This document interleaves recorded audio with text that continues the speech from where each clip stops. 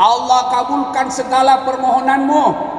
Nah, supaya cepat doa diijabah Allah, maka saya akan sampaikan sebuah kisah yang pernah dituturkan oleh Abdullah bin Umar, yang tak lain adalah anaknya Umar bin Khattab. Bersama Rasulullah, Abdullah bin Umar pernah bercerita. Ini bisa kita lihat dalam kitab hadis Bukhari, nomor urut hadis 119. Bercerita Rasulullah, di suatu kesempatan terjadi perjalanan tiga orang pemuda jalan. Karena tiba waktu malam, mereka akhirnya nginap di dalam gua. Begitu mereka tidur, tiba-tiba terjadi gempa. Goyang permukaan bumi, tertutup pintu gua. Mereka bangun, ternyata tertutup pintu gua. Akhirnya tiga orang ini berkata, mati nih kita. Ayo dorong. Mereka berinisiatif, dorong pintunya. Didorong itu batu, 1, 2, 3, dorong. Tidak bergerak. Dorong lagi, kerahkan semua tenagamu. Dorong, tidak bisa bergerak. Dorong lagi, 1, 2, 3. Tidak ada dalam hadis, tidak ada. Ini Ustaz Dasat yang ngomong. Gayanya Ustaz dari Makassar. Begitu dia dorong, tidak bisa terbuka. Akhirnya berkata yang paling senior, tidak ada pilihan lain. Kita sudah berusaha, kita sudah berikhtiar. Sekarang kita minta pertolongan kepada Allah. Ayo, maju orang pertama berdoa. Ya Allah, saya pernah mengurusi ibuku. Saya pedagang di pasar. Saya sengaja jalan kaki berkilo-kilometer kembali ke rumah di siang hari. Untuk apa? Menyuapi ibuku. Lalu setelah saya tuntun sholat, setelah saya tuntun makan siang, lalu saya bina dan bimbing untuk sholat duhur. Selesai itu saya balik lagi ke pasar. Tiap hari kulakukan itu bertahun-tahun. Ya Allah, jika mengurus orang tuaku, mengurus ibuku yang sakit adalah kebaikan di sisimu, maka aku mohon kepadamu, balaslah kebaikanku ya Allah dengan mengabulkan doaku. Bismillahirrahmanirrahim. Dia dorong pintu gua, gerak, tapi sayang belum bisa dilewati. Kenapa? Sedikit saja yang bergerak. Maju orang kedua. Ya Allah, saya pernah mencintai seorang perempuan. Aku sangat cinta sama dia. Ingin sekali rasanya aku tidur bersama dia. Dan suatu ketika dia datang kepadaku, Tuan, tolong bantu saya. Dalam hatinya namudah, kesempatan. Boleh Ji, ku bantu kok. Tapi temani kau tidur satu malam. Bagaimana caranya, kau bukan suamiku? Terserah. Mau kau ditemani saya bantu ya, temani kau tidur. Karena perempuan ini butuh bantuan, akhirnya terima tantangan itu. Di tempat yang mereka telah sepakati, waktu yang mereka telah tentukan, mereka ketemu. Perempuan ini akhirnya telanjang bulat. Saya tidak tahu kenapa perempuan kalau tidak pakaian disebut telanjang bulat. Kenapa tidak disebut telanjang segitiga? Jangan kau tanya saya juga tidak tahu jawabannya. Ya, telanjang bulat. Begitu ini laki-laki mau lompat, tiba-tiba dia melihat rambu lalu lintas, huruf P, silang warna merah. Dilarang parkir. Maka cewek kalau datang cowokmu malam-malam, tulis kok dilarang parkir.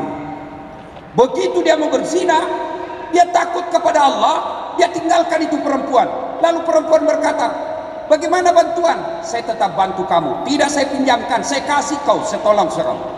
Ya Allah, jika saya menghindari maksiat, saya tidak lakukan zina padahal sudah ada di depan mata saya. Saya tidak lakukan karena saya takut kepadamu. Adalah kebaikan di sisimu, maka tolong kabulkan doaku. Ya Allah, buka pintu gua ini.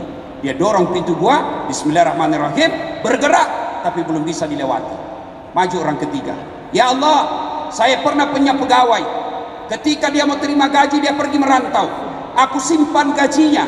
Aku belikan kambing perempuan, kambing betina, hamil, tidak ada suaminya.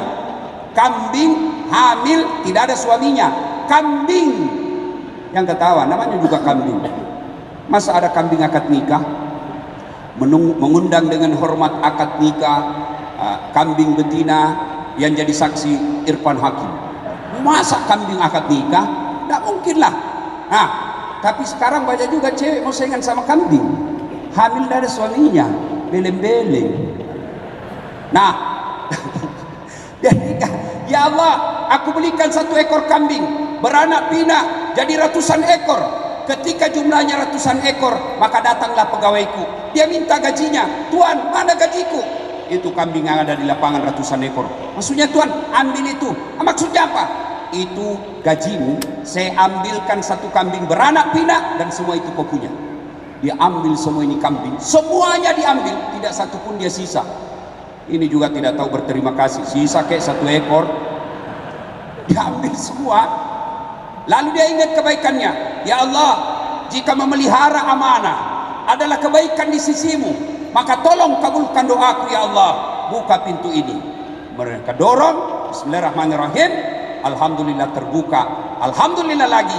Mereka sudah bisa keluar. Mereka sujud syukur. Setelah itu mereka lanjutkan perjalanan. Nah, ini kisah pernah dikisahkan oleh Rasulullah.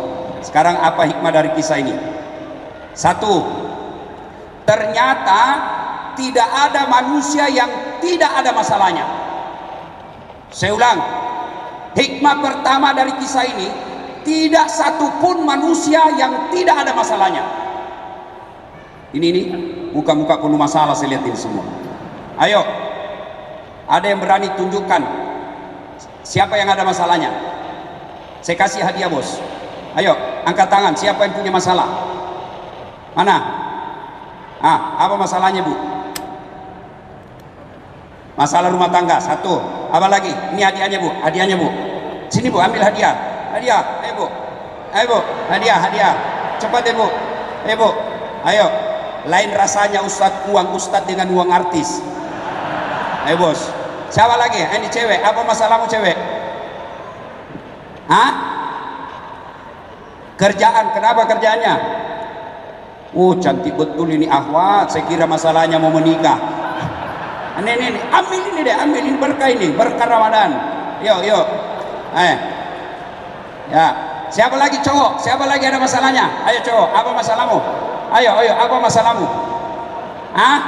Mau dapat jodoh? Ini uang modal pertama. Cepat, ini masalahmu. Ayo.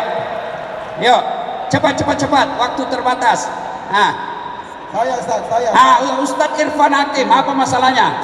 Anak saya sudah banyak, istri cuma 1. Ini namanya takut sama istrinya. Hadiah, ini berkah Ustaz. Sekarang, ayo bos. Halo. Cok, sudah habis nanti uangku. Bos, weh, lihat dulu. Ini baru kira-kira 2 kali 2 meter, ya 3 kali 3 meter. Sudah 5 orang punya masalah.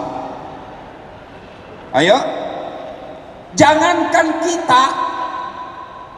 Ini tadi dalam gua, lebarnya barangkali 3 kali 3 meter, ada masalahnya. Apakah gara-gara dosa orang punya masalah? Apakah gara-gara orang tidak punya dosa tidak masalah? Bukan. Kalau gara-gara dosa orang tidak punya masalah, gara-gara dosa orang punya masalah, maka demi Allah mestinya para nabi dan rasul tidak ada masalahnya. Nabi Muhammad sallallahu alaihi wasallam, manusia mulia, manusia suci, kotor tidak pernah bicara dari mulutnya, akhlaknya mulia, tidak pernah nipu orang, tidak pernah pencitraan.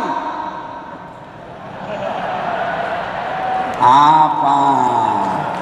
Selesai sudah. Tidak ada lagi 01, 02. Yang ada sekarang 01 tambah 02, 03, Persatuan Indonesia. Ya. Ayo. Nabi, manusia mulia yang Allah jelaskan dalam hadits qudsi, andai bukan karena engkau Muhammad, saya tidak ciptakan dunia dan isinya. Apa Nabi tidak ada masalahnya? Ayo belajar sejarah Nabi. 6 bulan dalam kandungan wafat bapaknya, yatim. Diambil oleh ibu susunya Halimatus Sa'diyah, usia 4 tahun baru diambil ibunya. 6 tahun Rasulullah pergi ziarah ke makam ayahnya. Di desa bernama Afwa meninggal ibunya, usia 6 tahun sudah yatim piatu. Diambil oleh kakeknya Abdul Muttalib, usia 8 tahun meninggal lagi kakeknya. 8 tahun sudah meninggal lagi kakeknya. Diambil oleh pamannya Abu Talib, usia 12 tahun mulai ikut perang, bukan ikut perang agama tapi perang antar kelompok waktu itu. 16 tahun beliau sudah berdagang. Dagangnya kemana? Bukan dari Tanah Abang ke Cikampek, tapi dagangnya apa? dari Mekah ke Syam antar negara, tidak pakai kereta cepat, tidak pakai pesawat, tapi pakai apa? Onta di tengah padang pasir. Selesai menikah, apa selesai masalahnya? Masalah demi masalah makin datang. Apa? Anak-anak beliau masih belita, masih kecil-kecil anak lelakinya, dilihat di depan matanya wafat anak-anaknya. Diangkat menjadi nabi. Apa selesai masalahnya? Makin dimusuhi. Dan siapa yang musuhi nabi ketika usia 40 tahun? Bukan orang lain. Siapa? Pamannya sendiri, Abu Lahab. Dan puncak penghinaan orang-orang Arab, diusir dari tanah kelahirannya. Nabi minta tolong ke Taif. Apa di Taif? Beliau makin mendapat hinaan, dilempari satu kampung. Tapi ketika dilempari, apakah Nabi berkata, selama ini saya diam, selama ini saya tidak pret.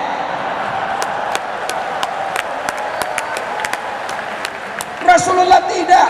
Ketika datang bala tentara yang dipimpin oleh malaikat Jibril, ya Muhammad, sudah keterlaluan ini orang Taif, aku hancurkan mereka Muhammad. Apa kata Nabi? Tidak.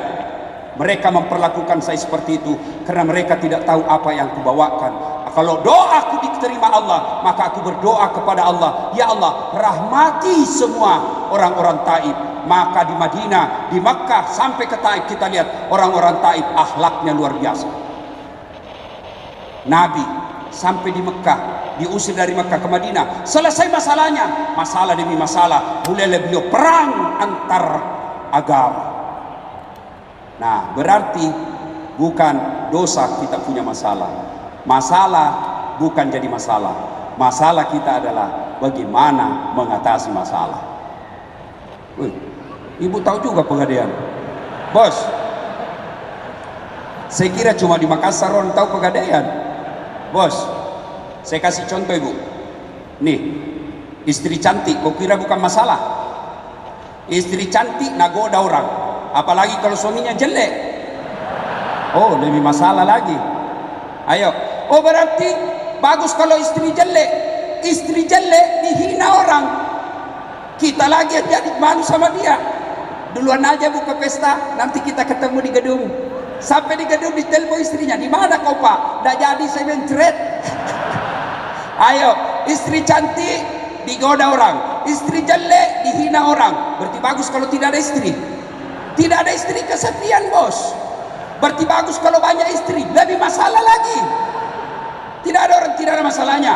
Adek-adek waktu kuliah, apa masalahmu? Mau sarjana. Sudah sarjana selesai masalahmu? Belum. Mau kerja. Sudah kerja selesai masalahnya? Belum. Mau jadi kepala bagian di kantor wali kota. Sudah jadi kepala bagian selesai masalahnya? Belum. Mau apa? Mau jadi kepala dinas. Sudah jadi kepala dinas selesai masalahnya? Tidak. Mau jadi apa? Mau jadi sekda. Sudah jadi sekda selesai masalahnya? Tidak. Mau jadi bupati. Sudah jadi bupati selesai masalahnya? Tidak. Mau 2 periode. Tidak ada orang tidak ada masalahnya. Semua kita punya masalah. Ayo, semua orang punya masalah. Adek-adek, sudah kerja, masalah mau menikah. Selesai masalahnya setelah dilamar, terima? Belum. Apa lagi masalahnya? Uang panai. Kalau rembugi saya aku coba-coba, kalau tidak cukup kamu 70 juta, mundur memang mako. Nah, sudah 70 juta, ada duitnya, selesai masalahnya, menentukan hari pernikahan. Sudah selesai pernikahan, selesai masalahnya? Tidak, bayar utang dari acara. Ayo, selesai bayar utang, selesai masalahnya? Tidak, mau punya rumah. Sudah punya rumah, selesai masalahnya? Tidak, mau punya anak. Sudah ada anaknya 1, mau 2 pasang. 1 laki 1 perempuan. Ternyata melahirkan tetap perempuan. Mau lagi, tambah lagi anak. Sudah punya kerja, punya mobil, punya rumah, punya anak. Selesai masalahnya? Tidak, langsung jelek lagi dilihat istrinya. Mau tambah lagi. Coba. Iya toh? Tidak ada orang tidak ada masalahnya. Ini juga cewek-cewek cantik. Apa masalahnya? Mau dapat suami yang jadi imam. Tapi banyak cewek sekarang tidak masuk akal update status. Coba deh, sedikit-sedikit shopping di Mall Indonesia. Sedikit lagi nonton XX1. 10 menit kemudian OTW kereta tak ada hambatan. Begitu mau tidur update status, semoga dapat suami yang bisa jadi imam dalam hidupku. Pret, gimana kau dapat? Nggak, kau selalu di mall. Kalau kau mau dapat imam, kajian al-hijrah, itu kau dapat kau imam. Tapi yang hijrah ini Ustaz tidak cakep. Biar tidak cakep, yang penting imannya dong. Yang gagal itu yang tukang tipu biasa. Kenapa? Karena dia gampang dapat cewek. Coba kalau yang jelek, pacarnya cakep, oh dia pelihara baik-baik gitu. Kenapa? Dia bilang belum tentu saya dapat lebih hebat dari ini nanti. Nah sudah, hikmah, tidak ada orang tidak ada masalah. Maka belajar dari kisah tadi, begitu ada masalahmu, takarruf ilallah, dekatkan diri kepada Allah. Bagaimana caranya? Yuk berdoa. Ada masalah, berdoa. Mahasiswaku di UNAS bilang, alhamdulillah Ustaz, saya selalu berdoa. Oh iya, memang bebas. Sekarang mau pergi kuliah, ya Allah, mudah-mudahan perjalananku lancar sampai kampus. Sampai di kampus, berdoa lagi, ya Allah, mudah-mudahan dosen tidak datang. Datang lagi dosennya, doa lagi, ya Allah, mudah-mudahan dosenku cepat keluar. Tapi di mana dia berdoa? Di status. Sibuknya itu Tuhan mau baca Facebookmu. Siapa ajar kau berdoa di Facebook? Siapa ajar kau berdoa di Twitter? Bertengkar sama suaminya, tak kusangka kau begitu. 10 menit kemudian, ya Allah kesepian banget. Ya kau berdoa di status. Berdoa di mana? Selesai sholat. Berarti ada masalah, berdoa kepada Allah. Adik-adik sekalian, kecil buat Allah kasih apa yang kamu mau. Jangankan yang ada jalannya, yang tidak masuk akal kalau Allah kabulkan jadi. Contoh, perempuan bisa tidak hamil tidak pernah disentuh laki-laki? Menurut ilmu biologi dan kedokteran tidak mungkin. Tidak mungkin, tidak ada jalannya. Tapi kalau Allah yang mau, Siti Maryam, wanita suci, tidak pernah disentuh laki-laki, hamil melahirkan Isa alaihi salam. Cuma sekarang banyak juga perempuan mau saingan Siti Maryam. Ayo, adik-adik, masuk akal enggak manusia hidup dalam perut ikan? Masuk akal? Enggak, tapi kalau Allah, Yunus alaihi salam dalam perut ikan. Kalau saya, ikan masuk di perutku. Adik-adik, masuk akal enggak tidur 3 hari enggak pernah bangun-bangun? Bukan pingsan ya? Masuk akal? Tidak. Tapi kalau Allah bukan 3 hari, bukan 1 tahun, 309 tahun ashabul kahfi.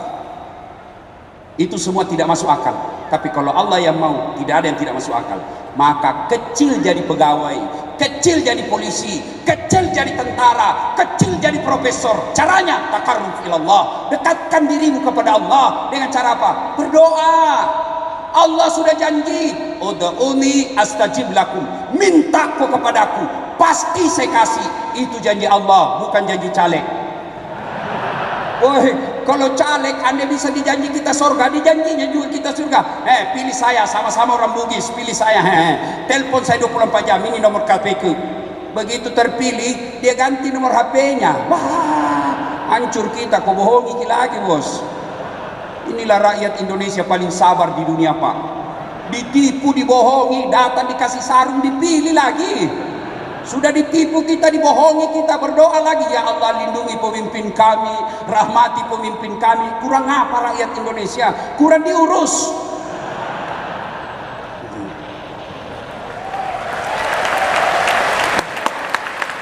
Bapak saudara-saudara sekalian, jadi ada masalah berdoanya.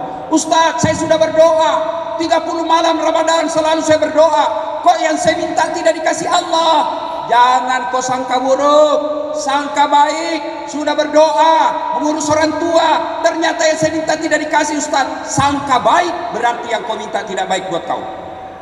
Contoh, tamat SMA saya daftar tentara, mau jadi akabri penerbang. Begitu tes fisik tidak lulus. Kenapa? Ceper. Udah cukup tinggi.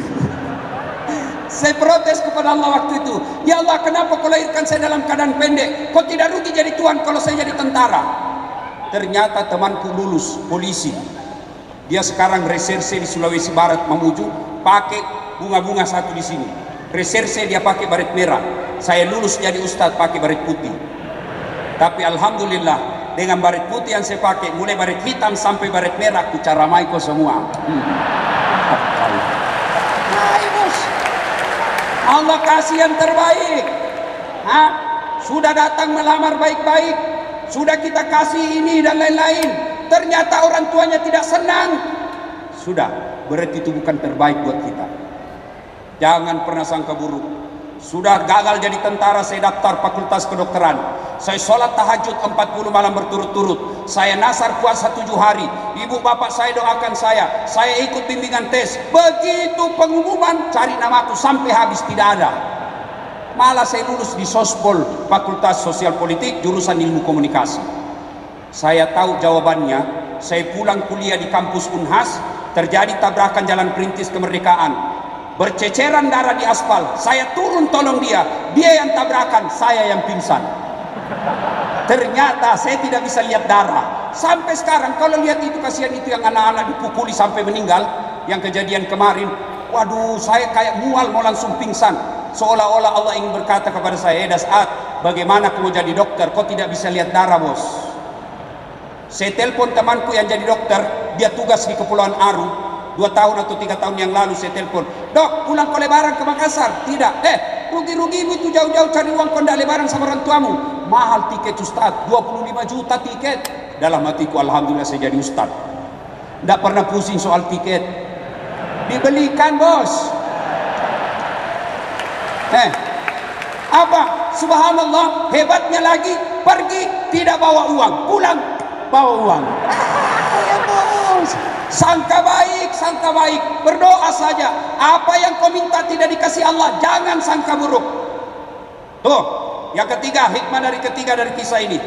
Ternyata ada 3 hal yang membuat doamu cepat diijabah Allah. Sampainya jalur tol, cepat sampai. Apa itu? 1, birrul walidain, berbuat baiklah kepada kedua orang tua.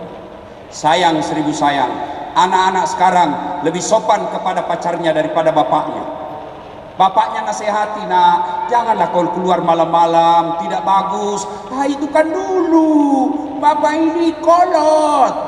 Sekalinya cowoknya, terserah abang aja deh, aku sih ngikut aja apa kata abang. Pret dongo, beleng-beleng. Bos, coba lihat anak-anak sekarang. Kalau dia jabat tangan sama cowoknya, sama bapaknya dia cium tangan, nah seleding ji. Bagaimana ya? Begitu kan cium tangan. Saya kalau jabat tangan ibu saya cium pundak kiri, baru bawanya 2 kali. Itu namanya cium tangan. Sekarang anak-anak, iya pak. Sekalinya cowoknya, tapi kak,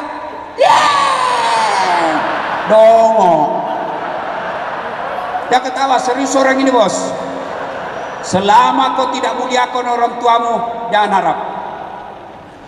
Saya sering ditanya orang, ini motivasi buat adik-adik, bukan takabur ya, wallahi bukan takabur. Saya kalau nama lengkap saya kan Doktor, Das'at Latif, SOS, SAG, MSI, PSD. Doktor saya ada 2 bos. 1 dokter dalam negeri, 1 dokter luar negeri, 1 dokter bidang hukum, 1 dokter bidang komunikasi politik. Bersamaan waktunya, beda negara, tidak masuk akal. Apa orang bilang, bagaimana caranya Ustaz? Muliakan orang tuamu bos. Kalau kau mau ujian, telepon orang tuamu, minta didoakan. Aman, kecil jadi dokter, kecil. Maka muliakan orang tua. Adik-adik sekalian, kalau mau kau pergi kuliah, mau sekolah, minta doa orang tua, cium tangannya, kalau perlu cium kakinya. Umar bin Khattab pernah bertanya, ya Rasulullah, saya tahu tidak mungkin saya bisa melihat wajahnya Allah di dunia, tapi saya tahu bagaimana caranya supaya Allah tersenyum kepada aku. Maka Nabi menjawab, buat ibu bapakmu tersenyum, maka Allah pasti tersenyum kepadamu. Maka ada 3 golongan orang yang tidak diterima ibadah Ramadannya di bulan suci Ramadan. 1, anak yang durhaka kepada orang tuanya. Bos, dedek, cewek, woi, mau kau lihat buktinya, lebih kau santun sama cowokmu daripada bapakmu? Mau lihat bukti? Coba periksa wallpapermu. Siapa foto di situ? Fotonya bapakmu.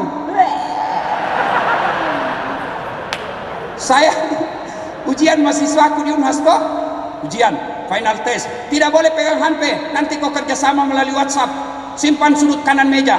Saya jalan keliling-keliling, wih ada HP, cakep betul cowoknya. Dek, gagahnya cowok putih bersih.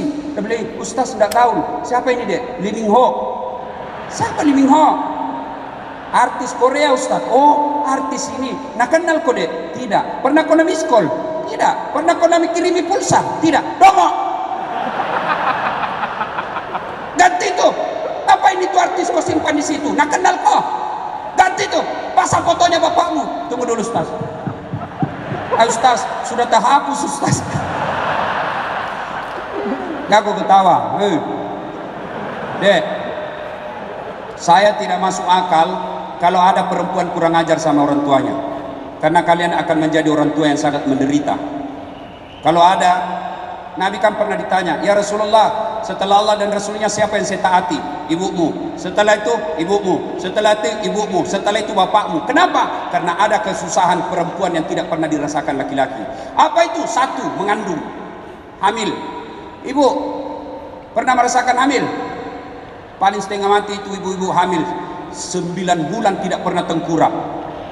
Masa ada orang ibu hamil tengkurap? Tak mungkin bos. Paling gayanya gaya pasrah. Jalan, keluar sudah Ustaz. Sedikit lagi. Ya, yang kedua apa? Melahirkan. Ada enggak perempuan melahirkan senyum? Ayo, saudara Irfan.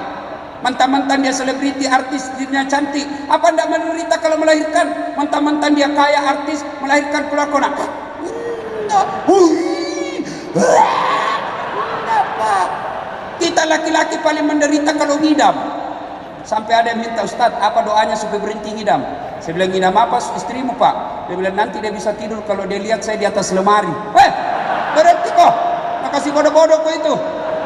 Jadi kalau istrinya mau tidur jam 9, setengah 9 sudah ada di lemari WhatsApp. Berhenti kau.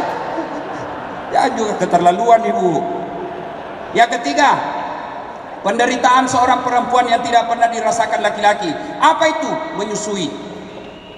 Maka adik-adik sekalian, tidak perlu ke kursus kiri kanan kalau mau hidup baik. Tidak perlu kursus bahasa Inggris. Muliakan saja orang tuamu. Ada orang dari kecil bahasa Inggris terus dia dulu. Memangnya kalau kau berdoa meninggal mamamu kau bahasa Inggris? Oh my God, please help me my mother lah. Tidak, paling kau bahasa Bugis juga. Ku angkat dulu kak kesi. Ayo, ya, birrul walidain, muliakan orang tua. Ada yang curhat sama saya, terutama yang curhat di Instagram. Dia maki-maki bapaknya, langsung saya tegur, jangan kau maki-maki bapakmu di ruang publik. Kau DM ke saya, jangan kau kasih baca semua orang. Orang tua aku tidak pernah ngurus saya Ustaz. Kakek dan nenekku yang besarkan saya. Sekarang saya sudah kerja, baik penghasilan saya. Datang ibu bapakku ke rumah. Saya tidak tega orang tua saya karena dia tidak urus saya. Tidak ada artinya semua kerjaanmu ditambing darah dan dagingnya bapakmu yang mengalir di badanmu. Berhenti kau bicara kotor. Demi Allah, Ibrahim alaihissalam pernah mau ribut sama bapaknya karena bapaknya asalnya mau berhala, mau ribut sama bapaknya. Allah tegur, Ibrahim sadar kok itu bapakmu, tapi dia nyama berhala ya Allah. Bagaimanapun dia bapakmu, kau yang keluar, kau mengalah, jangan kau ribut sama bapakmu. Adik-adik, kalau mau selamat bos, mau sukses usahamu, mau sukses pekerjaanmu, birrul walidain. Yang kedua, hindari maksiat. Maksiat bagi kita ini pacaran. Jangan mau ke pacaran. Ada lagi bilang, Ustaz, pacaran syar'i. Mana ada pacaran syar'i? Nah bilang, Ustaz, satu di Sumatera, satu di Jakarta. Jadi bagaimana ke pacaran? Video call. Itulah video call berzina. Pertama dia bilang, ya pakai headset ya. Ya coba kasih keluar lidahmu. Ya kasih turun di lehermu sedikit deh. Ya buka kancingnya satu. Jangan bos pacaran. Saya istri saya ketemu ibunya dalam pengajian. Hari Ahad saya ketemu, Jumat saya lamar. Dia bilang istrinya, mamanya, lihat dulu fotonya Ustaz. Tidak perlu. Lihat dulu paling tidak fotonya, tidak perlu. Nanti Ustaz tidak suka. Tidak, karena saya lihat fotonya bapaknya gagah, mamanya cantik. Tidak mungkin jauh-jauh dari sini. Pepatah mengatakan buah jatuh tidak jauh dari pohonnya kecuali yang dibawa kelelawar. Nah, jauh itu. Alhamdulillah, tidak pernah kenalan, tidak pernah ta'arufan, tidak pernah lihat fotonya, tapi begitu ketemu, Masya Allah, wanita tercantik di dunia. Hafal Quran lagi. Ikut pacaran di adindaku sayang, gunung kan kudaki, lautan ku seberangi, masjid kau lewati. Sudahlah, itu pacaran membuat pintu masuknya mesum, tinggalkan. Tidak usah. Saya sudah hijrah Ustaz. Oh, hati-hati pemuda hijrah. Apa kau pikir setelah kau hijrah setan membuat kau tenang? Tidak, setan makin menggodamu. Ingat kisahnya Ibrahim alaihissalam. Ketika dia mau sembelih anaknya, datang setan. Ibrahim, jangan kau potong bapak anakmu. Keterlaluan kau. Ibrahim ambil batu, lempar, pergi kau. Bah! Lari setan. Apa dia tidak kembali? Dilempar, sampai Bekasi, balik lagi. Digodanya istrinya lagi digoda. Hajar, kau tahu tidak mau kau dibawa kemana itu anakmu? Mau dibawa rekreasi. Bodoh kau Hajar, dia mau potong itu anaknya. Jangan sembarang, mana ada orang tua potong anaknya? Katanya perintah Tuhannya. Apa kata Siti Hajar? Kalau ini perintah Tuhannya, jangankan anakku, saya pun siap dipotong. Diambil batu ishafir, pergi kau, lempar lagi. Kena kepalanya, sampai dicelincing, balik lagi. Tembak. Gagal suami, gagal istri, dia datang ke anaknya. Apa Mas Bro? Kau tahu mau dibawa kemana kau bapakmu? Saya tahu, saya mau dipotong. Dongo. Masa mau kau dipotong? Jangan banyak bicara di situ. Lempar, kena matanya. Itulah simbol melempar 3 jumroh ketika kita haji. 3 kali. Kenapa? Setan tidak pernah berhenti sebelum kalian berhasil digodanya. Ketika kalian hijrah, setan makin datang, dan pintu masuknya bagi mereka yang hijrah sombong, meremehkan orang yang belum hijrah, merasalah dia paling benar, baru belajar Islam 2 minggu, itu pun melalui YouTube, Instagram, baru 2 menit habis kuotanya, semua salah, semua hanya dia yang benar. Bahkan saya di Facebook dimaki-maki, ini Ustaz Dasar cerita-cerita sunnah, kenapa kau tidak pelihara sunnah? Saya bilang, bagaimana kau tuduh saya tidak pelihara sunnah? Kenapa kau tidak pelihara jenggot? Saya bilang, mau dia apa kalau tidak mau tumbuh? Gara-gara jenggot dia ribut sama saya. Jangan. Pemuda hijrah, pintu masuknya itu kesombongan. Adik-adik sekalian, saya senang betul melihat kalian semua. Hijrah itu tidak sekedar memakai kata akhi. Hijrah itu tidak sekedar afwan. Hijrah itu tidak sekedar jingkrang celananya. Hijrah itu tidak sekedar jazakallah khair. Hijrah itu adalah menapikan sifat-sifat kesombongan, karena itulah bisa masuknya setan di antara kalian. Sombong. Dan sombong itu ada 4 penyebabnya. 1, bertambahnya harta. 2, bertambahnya pangkat. 3, bertambahnya ilmu. 4, bertambahnya ibadah. Maka kalau ini yang dimiliki anak-anak, biasa sombong. Adakah ustadz sombong? Banyak. Ada ustadz sombong? Banyak. Di SMS tidak dibalas, di WhatsApp tidak dibalas. Kalau saya insya Allah saya balas Pak, meskipun kadang-kala 2 minggu baru. Kan bertumpuk, kan jangan sangka buruk Ibu. Bertumpuk bos. Ya. Nah Bapak saudara-saudara sekalian, yang ketiga, untuk cepat segera doa dikabulkan. Birrul walidain. Yang kedua, hindari maksiat. Yang ketiga, pelihara amanah. Apa amanah yang Allah berikan kepada kalian? Macam-macam. Ya. Saudara kita Irfan Hakim, apa amanahnya? Allah kasih selebriti. Kemana-mana orang mau foto-foto. Cakep. Itu amanah. Apabila Anda salah gunakan amanah yang Allah berikan, maka tunggu. Inna adzabi lazadid. Allah pasti kau kasih azab kau. Apa amanah adik-adik yang cerdas? Ilmunya hebat, itu amanah dari Allah, manfaatkan untuk agama. Adik-adik ahwat yang cantik-cantik, itu amanah dari Allah. Wajahmu yang cantik, suaramu yang merdu, itu amanah dari Allah. Jangan kau manfaatkan suaramu untuk menggoda laki-laki. Ditelepon, assalamualaikum, waalaikumsalam. Bagaimana laki-laki tidak bernafsu? Di mana dek? Di rumah aja. Coba kalau kau jawab, waalaikumsalam. Di mana? Di rumah. Ada apa tanya-tanya? Nah, berhenti itu bernafsu sama kau. Ya, nah saudara-saudara sekalian, dan pada akhirnya 3 hal ini Anda lakukan. Ada masalah, maka lakukan. berbuat baik sama orang tua, hindari maksiat, jalankan amanah dengan sebaik-baiknya, maka Allah janjikan, ud'uni astajib lakum. Berdoa kau kepadaku, pasti saya kabulkan.